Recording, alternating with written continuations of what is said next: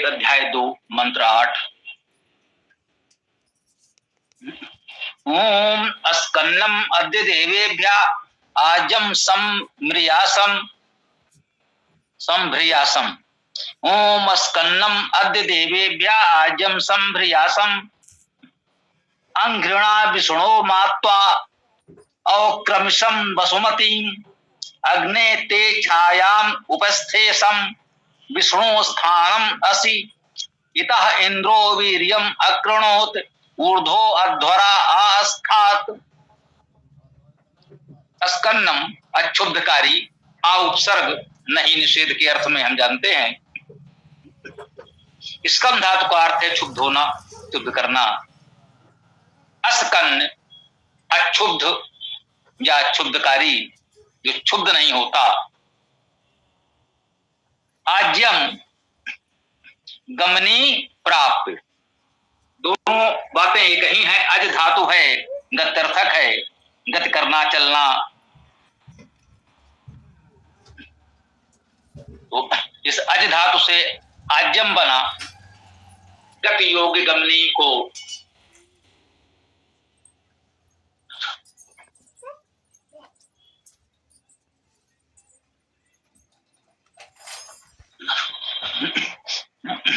आज्यम संभ्रियासम, सम उपसर्ग सम्यक भली भांति, भ्रियासम भ्री धातु है धारण करना, अर्थात सम्यक रूप से धारण करें। अस्कन्यम अद्य देवेभ्यः आज्यम संभ्रियासम। अद्य आज देवेभ्यः देवों के लिए, अस्कन्नम अस्कन्न को अर्थात अक्षुब्ध को, आज्यम गमनीय को, प्राप्य को,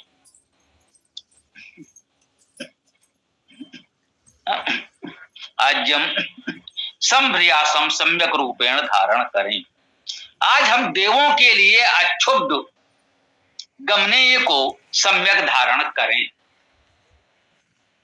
देवों के लिए देवेभ्यः बहुवचन में है, चतुर्थी स्वाभाविक है, परमेश्वर के लिए नहीं, प्राकृतिक शक्तियों या समाज के विद्वान देवजनों के लिए है। तो इन देवजनों के लिए अक्षुब्ध को धारण करना। अब देवों से यदि हम क्षुब्ध होकर मिलें, क्षुब्ध रहें, तो उससे क्या लाभ होगा?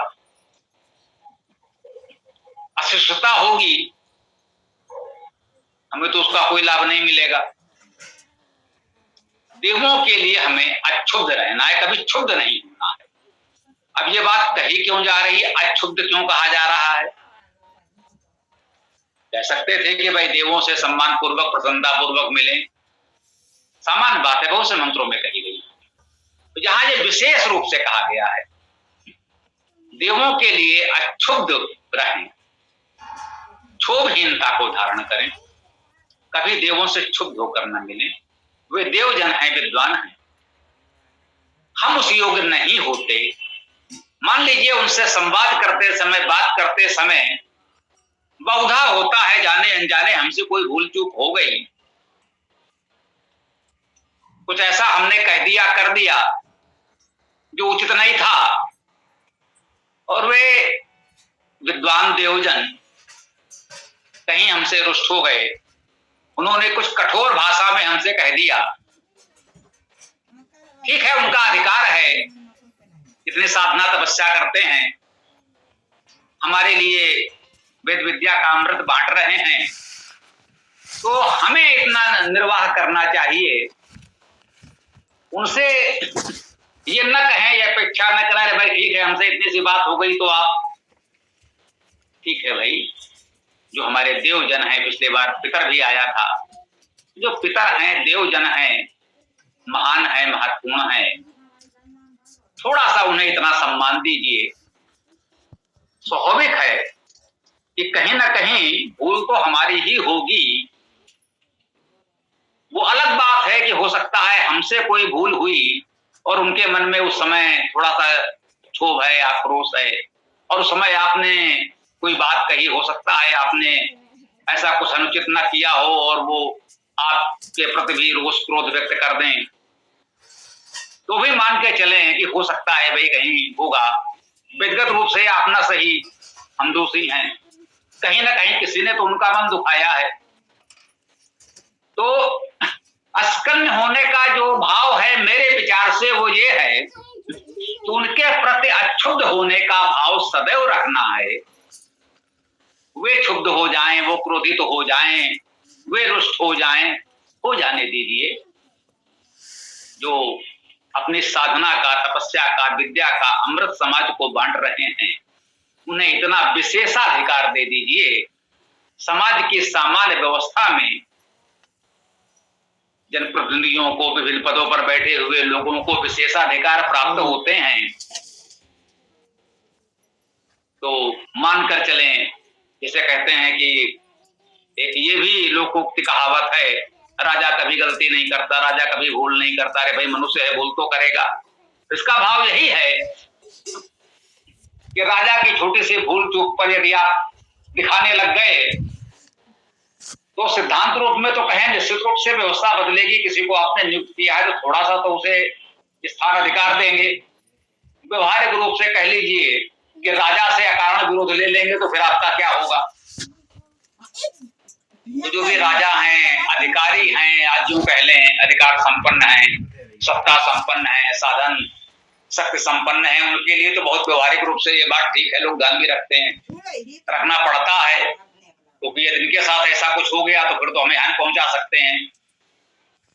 जो देवजन हैं, विद्वान हैं, उनके साथ लोग ऐसा निर्वाह नहीं कर पाते। यदि वे बहुत साधन संपन्न नहीं हो पाए हैं, जिनके पास विद्या के साथ अन्य स्थितियां भी हैं, तो वो तो राजकीय सुविधाओं के साथ सुरक्षा घेरे में हो सकते हैं। लेकिन हम आप जो साधारण रूप से समाज में रह रहे हैं, उनके साथ ये समस्याएं हो सकती हैं। कभी कभी हम लोग परस्पर वार्ता में चर्चा भी कर लेते हैं। तो ये हमारा दायित्व है कि थोड़ा सा उनको एक विशेष स्थान इतना दें। ये तुमसे कहीं कोई अगर यदि हमको यही लगता है कि चलिए जहां पर हमारा कोई भूल नहीं था फिर भी उन्होंने, कोई बात नहीं है, उनसे इतना अमृत मिलता है, तो थोड़ा सा उनके क्रोध का इतना सा प्रसाद भी हम ग्रहण कर लें उसी भाव से। तो अस्कन्नम, अस्कन्न को सम्यक रूपेण धारण करें। देवों के लिए हमें अस्कन्न को, अक्षुब्ध होने के भाव को सम्यक रूपेण धारण करना है, दिखावे के लिए नहीं। मन मन तो हम भी उनसे भी अधिक क्रोधित हो रहे हैं, लेकिन चलिए भाई लोगों ने कहा है, आपने बताया था, तो उसमें हमने उनको कहा तो नहीं, लेकिन नहीं, सम्यक रूपेण धारण करने का भाव यही है कि सच्चे मन से, तभी हमें उनके हृदय का प्रेम, सद्भाव, आशीर्वाद प्राप्त होगा, उसका लाभ प्राप्त होगा। यदि ये नहीं मिल सका तो हो सकता है शब्दों की जानकारी हम किसी रूप में उनसे प्राप्त भी कर लें, इसे शिक्षा कहते हैं। एक अध्यापक की भूमिका वो निभा दें, आचार्य की भूमिका निभा दें, उसका कुछ लाभ हम परोक्ष रूप से भी प्राप्त कर लें, लेकिन जो उनकी साधना है वो नहीं मिलेगा। सत्यपात का सिद्धांत लोग चमत्कार की तरह, कुछ बाबा जी लोग अपने प्रचार के लिए प्रचारित कर सकते हैं कि बाबा जी शक्तिपात से कुछ भी कर सकते हैं। ये तो संभव नहीं है, हम बिल्कुल मानते हैं, वेद के लोग हैं, अतार्किक बातें, अंधविश्वास नहीं मानते, परंतु यह बात असंभव नहीं है कि माँ को अपने बच्चे के विषय में बहुत कुछ पूर्वाभास होता है। माँ अपने बच्चे के दुख को बिना कहे समझ जाती है। माँ का प्रेम बच्चे को बहुत समस्याओं, संकटों से बचा लेता है। व्यवहारिक रूप से बहुत कुछ न उपलब्ध होने पर भी एक सीमा तक वो कार्य कर जाता। देवजनों का सच्चा आशीर्वचन मन से, दिखावे के लिए नहीं। कि जैसे लोग दिखावे के लिए यदि उनका सम्मान करने भी चले गए, भाई आपका आशीर्वाद चाहिए, हाथ उठा दिया, इससे आशीर्वाद नहीं मिलता। बहुत अच्छी बात ध्यान आ गई। हम विद्यार्थी थे, हमारे एक अध्यापक थे, पढ़ाते थे कक्षा में। कोई अवसर था, बहुत अच्छी बात कही, अभी ध्यान आ गया। उनका था कि आशीर्वाद दिया नहीं जाता, आशीर्वाद लिया जाता। किसी से आप कहें नहीं आशीर्वाद दीजिए, तो आशीर्वाद में क्या देगा? हाथ रख देगा, कोई भला नहीं होगा।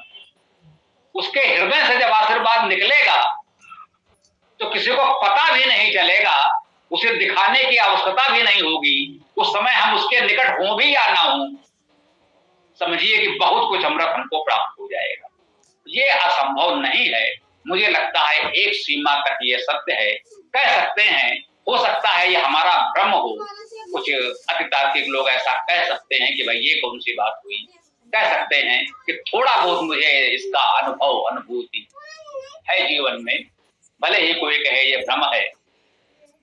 किसी से हमको भी मिला, कुछ लोगों को हमारे सानिध्य में भी कुछ अनुभव हुआ होगा, तो ऐसा लगता है कि थोड़ा बहुत तो ये एक सीमा तक है।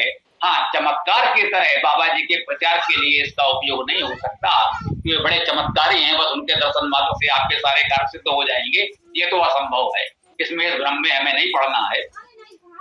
तो देवों से जब हम मिलते हैं तो देवों के लिए अद्य देवेभ्या, आज देवों के लिए अस्कन्नम अक्षुद्ध हूं, आज्यम जो गमनीय है, प्राप्य है, ज्ञान है।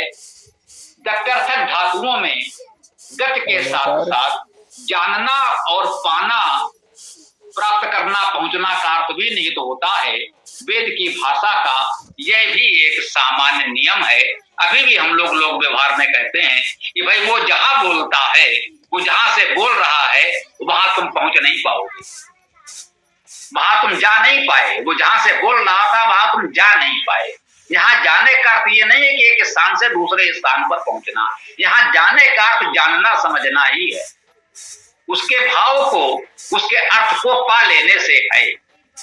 तो एक सामान्य नियम है वैदिक भाषा में, सभी विद्वानों में मान्य है कि जितनी भी गति अर्थ वाली धातुएं हैं, जिन धातुओं में गति का अर्थ है, जाना चलना का भाव है, उनमें जानना और पाना, पहुंचना का अर्थ भी निहित होता है।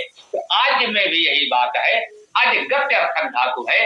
आज का अर्थ यहाँ पर जानना, ज्ञान को माना जाएगा, विद्या को भी माना जाएगा। जो जानने योग्य है, जो प्राप्त करने योग्य है, वो आज है। तो देवों के लिए आज अस्कन अक्षुब्ध को, आज गमनीय को, प्राप्य को संभ्रियासम सम्यक रूपेण धारण करें।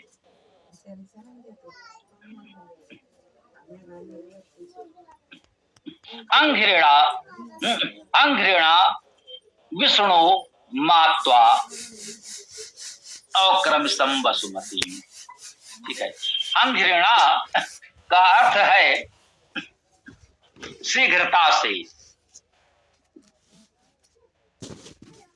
अंग धातु है, इसका अर्थ है आरंभ करना, गति करना, शीघ्रता करना। इससे शब्द बना अंघ्रि, और यह तृतीया एक वचन का रूप बना अंघृणा।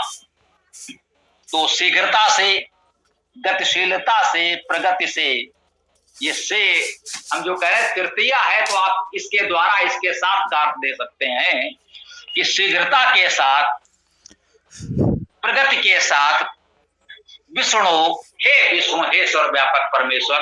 हम लोग जान चुके हैं विष्णु शब्द का अर्थ है सर्वव्यापक, विष्णु धातु है। मां त्वा, अब देखिए इस मां को समझना होगा। मां अव्यय के रूप में इसका अर्थ नहीं है। यहां भी नहीं अर्थ ही ग्रहण किया गया है। हमने देखा मंत्रार्थ में मां का अर्थ नहीं लिखा हुआ है।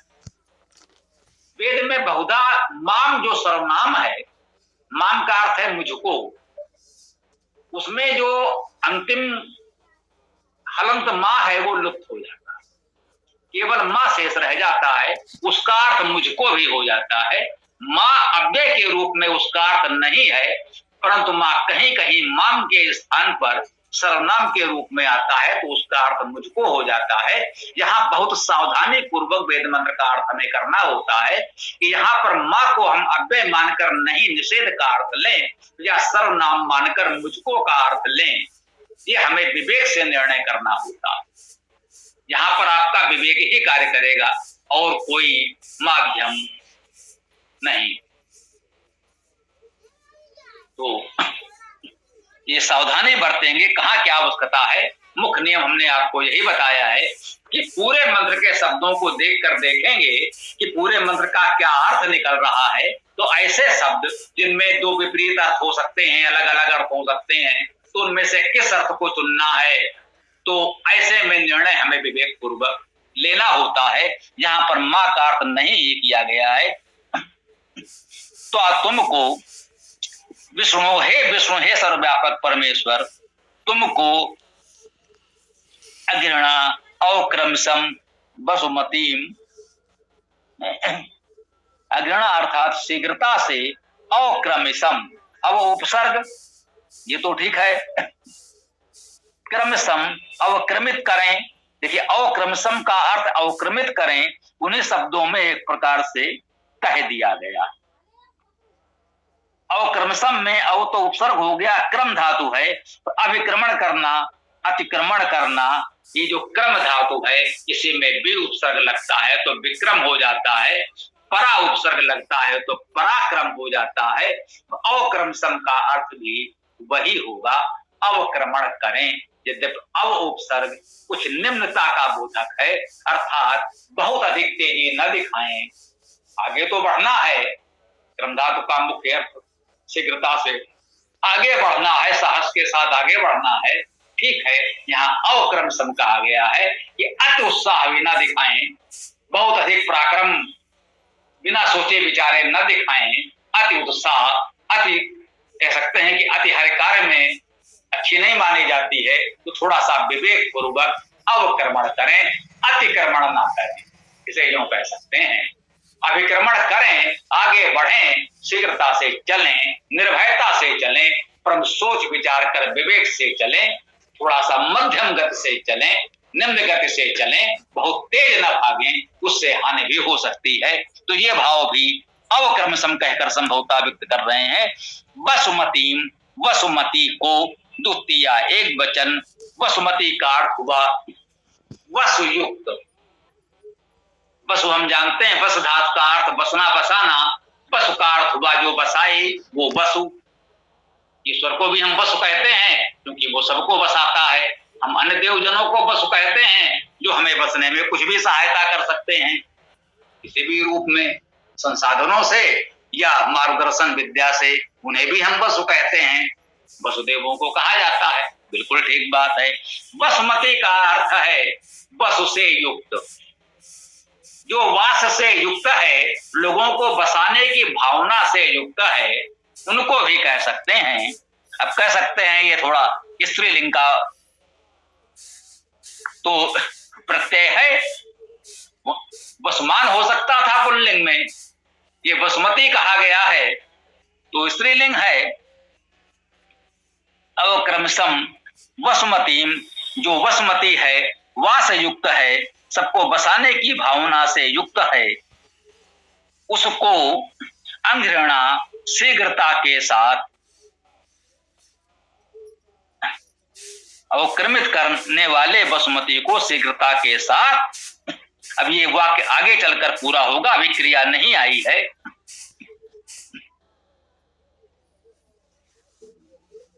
हाँ नहीं, अवक्रमित, अवक्रमशम को भी यहाँ क्रिया के रूप में लिखा है मंत्रार्थ में, अवक्रमशम, अवक्रमित करें, तो इस प्रकार से ये वाक्य यहाँ पूर्ण हो जाएगा।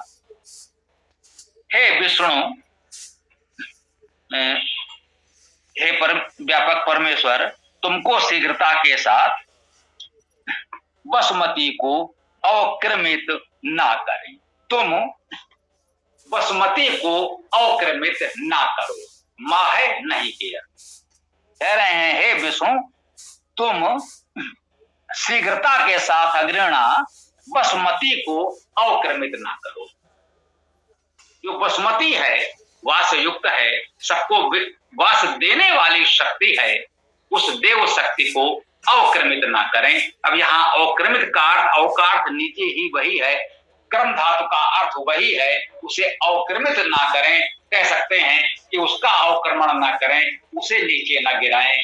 प्रयास करें, उसके साथ चलें, उसको सहयोग दें, ऐसा अर्थ भी इसका कर सकते हैं। क्योंकि मान नहीं आया है उसका अवक्रमण ना करें, उसे अवक्रमित ना करें, उसे नीचे लाने का प्रयास ना करें, उसके इस सदकार्य में सहायक बने, कम से कम बाधक तो ना ही बने। अग्ने ते छायाम उपस्थेयम, ये छोटा सा वाक्य यहां पूर्ण होता है। अग्नि, हे अग्नि, हे अग्नि परमेश्वर, ते छायाम, तुम्हारी छाया, हे अग्नि तुम्हारी छाया को उपस्थेयम, समीप स्थित करते हैं। तो उपस्थेयम, उपस्थेयम, उपस्थित रहें, उपस्थित करें। अग्नि ते छायाम उपस्थेयम, हे अग्नि, हे अग्रणी परमेश्वर, तुम्हारी छाया में उपस्थित रहे। उस अग्नि अग्रणी परमेश्वर की छाया में हम बने रहें, उसकी छाया में उपस्थित रहें, उस परमेश्वर की छत्र छाया में हमारा जीवन चले तो अति उत्तम है। कह रहे हैं आगे, विष्णु स्थानम अस्ति, यहां विष्णु षष्ठी एक वचन में है। विष्णु का, उस सर्वव्यापी परमेश्वर का स्थान मसी स्थान हो। वसुमती जो कहा, जो सबको वास देने वाला है, उसको भी कह सकते हैं। यहाँ अग्नि संबोधन आया है, ये तो मुख्य रूप से कहेंगे ही कि हे अग्नि, हे अग्रणी, तुम्हारी छाया में हम स्थित हैं, तुम्हारी छाया में उपस्थित रहें, क्योंकि तुम विष्णु उस व्यापक परमेश्वर के स्थान हो। जो अग्रणी है, सभी अग्रणी जन जो समाज में अग्रणी जन हैं, उस व्यापक परमेश्वर के स्थान हैं, उस व्यापक परमेश्वर में स्थित है। उस व्यापक परमेश्वर में तो सब कुछ अवस्थित प्रतिष्ठित है। कहते हैं अग्रणी है, उनको विशेष रूप से यह ध्यान रखना चाहिए, उस व्यापक परमेश्वर की छाया में अवस्थित हैं, व्यापकता की भावना से ओत रहें। ईश्वर का जो भी गुणवाची नाम आता है, उसका उस मंत्र के संदर्भ में यही विशेष भाव होता है। अग्नि कहा गया है तो अग्रणी होने के भाव को ध्यान रखना है। विष्णु कहा गया है तो व्यापक होने के भाव को ध्यान रखना है। कह रहे हैं हे अग्नि, हे अग्नि, तुम्हारी छाया में हम उपस्थित रहें, क्योंकि तुम विष्णु अर्थात उस व्यापक परमेश्वर का स्थान हो। इतः इंद्रो वीर्यम अक्रणोत, इतः इससे, अव्यय है। इतः इंद्रो, इंद्र ने, इंद्र भी हम जानते हैं इंद्र परमेश्वर धातु से इंद्र शब्द की निष्पत्ति है, परम ऐश्वर्यमान या परमेश्वर। कहते हैं इंद्रो, यह प्रथमा विभक्ति कर्ता कारक एक वचन है। इंद्रो, इंद्र ने, इतः इससे, इंद्रो, इंद्र ने, वीर्यम अक्रणोत, वीरता की, पराक्रम किया। वीर्यम, वीर धातु है, वीरता दिखाना, पराक्रम करना।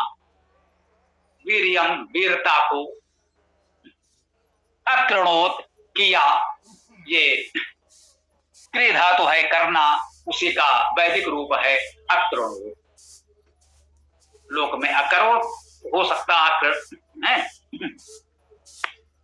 तो इंद्र ने पराक्रम किया। इता इंद्रो वीर्यम अक्रणोत, इससे इंद्र ने, परम ऐश्वर्य वाले ने पराक्रम किया। ऊर्ध्वो अध्वरा आस्था, ऊर्ध्वो ऊपर, मंत्र के अंत में उसका मुख्य संदेश आ रहा है, ये ध्यान देंगे। ऊर्ध्वो ऊपर, अध्वरा अहिंसा, बहुत बार आया है, जान गए हैं। आ नहीं, ध्वर हिंसा करना, अध्वरा अर्थात अहिंसा। ऊर्ध्व अध्वरा, ये अहिंसक तो ऊपर ही रहना चाहिए। अस्थात, असमन्तात, सम्यक रूप में स्थित रहे, प्रतिष्ठित रहे। कह रहे हैं ऊर्ध्व अध्वरा अस्थात, अर्थात ऊपर तो ये अहिंसा ही प्रतिष्ठित रहे। हमने परमेश्वर से बहुत से प्रार्थनाएं की, देवजनों के लिए हम अक्षुब्ध रहें, वसुमती के लिए अवक्रमण ना करें, उस अग्नि अग्रणी परमेश्वर की छाया में स्थित रहें। वह विष्णु का स्थान है, उसी व्यापक परमेश्वर के स्थान में हम सब हैं, और यहीं पर उस परमेश्वरवान परमेश्वर ने क्रीड़ा की, या कहें जो समाज के परमेश्वरवान लोग हैं उन लोगों ने इसी भूमि पर तो पराक्रम किया है। इसलिए इस सब कुछ करते हुए मुख्य बात यह ध्यान रखें, मंत्र का संदेश अंतिम चरण में यही आया है, ऊर्ध्व अधुरा आस्तात्। इतने से पद को आप स्मरण रख सकते हैं कि अहिंसा सबसे ऊपर प्रतिष्ठित रहे। यह इस मंत्र का मुख्य संदेश है। ऊर्ध्व अधुरा आस्तात्, अहिंसा सबसे ऊपर प्रतिष्ठित रहे। तो यहां पर हम अपनी मंत्र व्याख्या को विराम देते हैं। आगे आप लोग अपने प्रश्न